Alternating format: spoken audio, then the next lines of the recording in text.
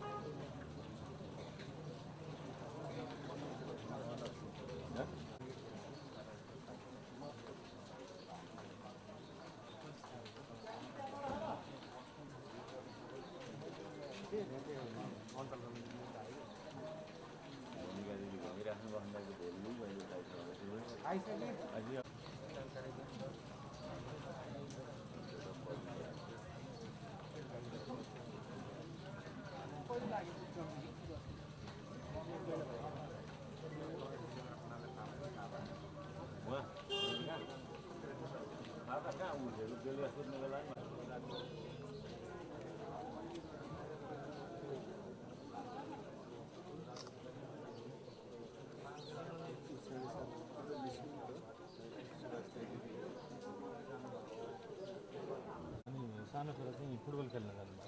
football हेर्न ए हेर्न केटीहरुको पहिला हजुर